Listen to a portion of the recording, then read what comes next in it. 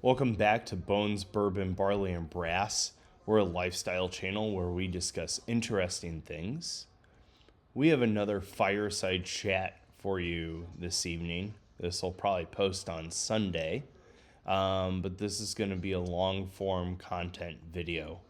And in this video, what we're looking to discuss is how I got into firearms, how I got into shooting, etc., etc.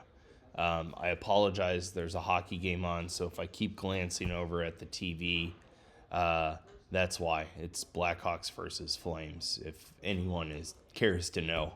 So, how did I get into firearms? When I was younger and even into college, I never really was interested. I was always a little bit intimidated by the subject.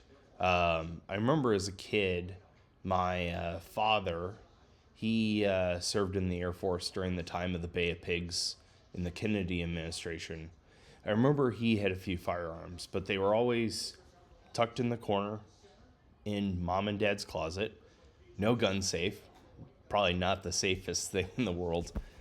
We lived in the country of Southwest Missouri at the time. And from what I recall, he maybe had 4 or 5 guns. As I got a little older, unfortunately got sick. He passed away. Obviously, those firearms went away. Then as a child, I moved in with my grandparents. My grandfather was a World War II veteran. He served in the United States Navy. My grandmother was basically like the equivalent of the real life Rosie Riveter, and part of the military where they worked on aircraft. I think she worked on instrument panels. But at any rate, my grandfather was in the U.S. Navy. He never saw combat. His brother saw combat as part of the Normandy invasion. But he had firearms, and he had a few rifles. I never really got to see him. I saw him always in passing. And then he got sick and passed away. So then, fast forward to college. I had a couple friends in firearms, but it was very tertiary usage. One friend of mine was very much into hunting dove and shooting clays. And he would go with his dad. And again, this was north central Illinois at the time. I had another friend who had a couple friends who had dads into shooting, but we never actually went out shooting. And then I had another friend, lifelong friend. He's been in the military. He now runs his own firearms online store, has an FFL. He's into shooting, and he now lives here in Texas. He's actually the owner of Huckleberry Arms. Look them up online. They're a great place to purchase product from. And Jason and Claire are great people. But nonetheless, how I got into it was I made the mistake of moving in with a ex-girlfriend because the rent was cheap. And ultimately what ended up happening was I had some camera equipment, ironically enough, that got stolen. And I was able to track it, and it was a long-winded story. But then, and I was in my late 20s, and I said at that point in time, I said, never again am I having a roommate. And so I ended up living by myself. And when I lived by myself, the areas that I lived weren't exactly the most crime-free areas, for lack of better words. So I ended up getting a dog at the time. I wanted a Doberman, but due to rental restrictions, ended up having to settle for a boxer, which nonetheless, she was a great dog and a great decision. And then I ended up purchasing a .22 rifle. Okay, cool. And it gives you an idea of how uneducated I was at the time, because a .22 rifle for home defense really isn't that sufficient, to say the least. But that's what I purchased. And then I do IT work. I ended up getting a job with the state of Iowa. So I had to move from Illinois to Des Moines. I moved to Des Moines.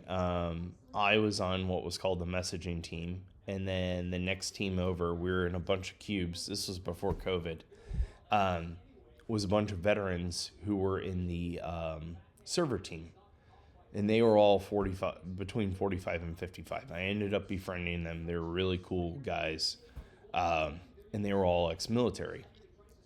There was one guy, his name was Dustin.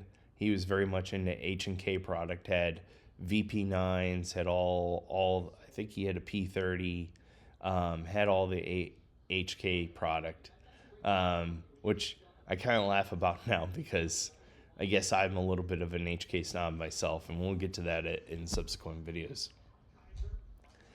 Had a couple other guys that had other things, SIGs and Glocks and the usual suspects, etc., etc. Well, at the time, I had a friend in Missouri who had a 1911, and he swore by Kimber. And he had a Kimber custom to two-tone 1911. And it was in 45, and I was hemming and hawing between 45 and 9mm. And the reality of it was I thought 9mm was cheaper, it was going to be more easily accessible, so I got a Kimber Custom 2 in 1911. And here I have it. It's unloaded. We'll depress the slide. So, beautiful, beautiful firearm. Kimber's out of Yonkers, New York. Absolutely love this thing. This thing probably has a little over 1,000 rounds, and it's really broken in like a glove, to say the least. But absolutely beautiful firearm. As time has gone on, different needs facilitate different things, AR-15, shotguns, handguns, civilian MP5s have been some more interesting purchases, to say the least. But yeah, it's fun. I think it's important to have recourse if I ever need to protect my family. I don't think the world is a place that it was 25 years ago. I hate to say it. Let me show you another interesting piece really quick here. Apologies for the computer, it's helping me take notes. But this one that I have here is what's called the Swiss K31. It shoots the 7.5 by 55, I believe, and it's a straight pull rifle. It's actually a very beautiful piece of equipment. Bolt comes back like this, and then goes back. You also have a safety here, which will cooperate. There it goes. Safety's on. Beautiful trigger. The trigger has a 2-stage trigger, which is absolutely tremendous.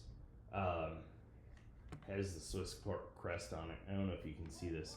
And then you can tell this is standard issue based on the butt. They keep it down on the floor, and the snow has a propensity to get all over the rifle.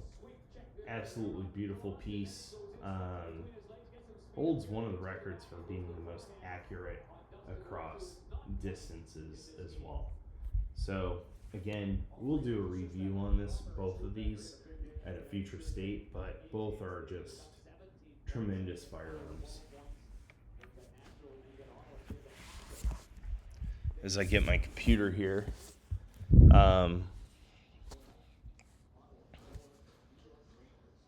we'll do a little Q&A. I enlisted our good friend ChatGPT to help us out here. How did I first get into firearms? I think I covered that. What kept you interested? Honestly, badass YouTube videos. Going to shoot with friends and family, trying new product. The history's pretty cool too. Also to learn about, I look at things like the Swedish Mauser, and you look at the Swedish M96 Mauser. In 1899 and 1900, it had to be manufactured in Germany, in Oberndorf, And then eventually they moved to the Carl Gustaf plant in Sweden. And if you really pair through that, the Obendorf models are pretty rare. A 1900 Carl Gustaf rifle is pretty rare. And we'll do a review on a Carl Gustaf Swedish Mauser. Let's see, what other interesting pieces are there. Danish contract Garands via Beretta. Those are pretty wild. You know, people, when they think of Garands, they think of World War II and Korea, and they think of, you know, International Harvester, Springfield, Winchester. But the Danes, after World War II, took it upon themselves to get a contract with Beretta, and Pietro Beretta did some mods on the Grand for the Danish army. And so we can do a review on one of those as well. Chad asks, do I view firearms as tools, hobbies, or collectibles? Is all the above an acceptable answer? I think they're tools. I think different ones have different purposes and different use cases. I have a 300 Blackout AR-15 with a short barrel, and that makes a great truck gun. My wife and I went down to Big Bend, and we were able to keep it safely in the vehicle. And this was in a time where there were problems with criminals and migrants and those sorts of things, and we felt very safe. You know, I think of like shotguns for bird hunting. That's a specific tool. Collectibles, I discussed, you know, military history. Not really into collectibles of like special edition or anything like that. And then hobbies, obviously, it's fun to go shoot. Do I have a favorite type of firearm? Not specifically. I think my civilian MP5, so SP5, is pretty badass. You can find MP5 clones much more now than what you could 5 years ago, 4 years ago, 5 years ago. So I think it's a pretty cool gun for that. Beretta 1301 shotgun's pretty cool. And then AR-15, it's just a dual rifle. So, do I have a favorite caliber? 9mm, because it's readily available, it's cheap. How do I approach firearm safety? Well, I think if my first video on this channel told you anything about the importance of safety, it's absolutely paramount. You need to treat all guns as being loaded. You need to be educated about firearms if you want to be in it. Yeah, safety is a non-negotiable as far as I'm concerned. And then, how does firearms fit into bones, bourbon, barley, and brass? Well, brass is one of the 4 pillars, so I think that's, not to sound like a smartass, I think that's pretty obvious. But I think the craftsmanship, the use of tools, you know, typically people who like good bourbon, well-made beer, good food, also have a penchant for firearms. So I think it was just a natural fit. Are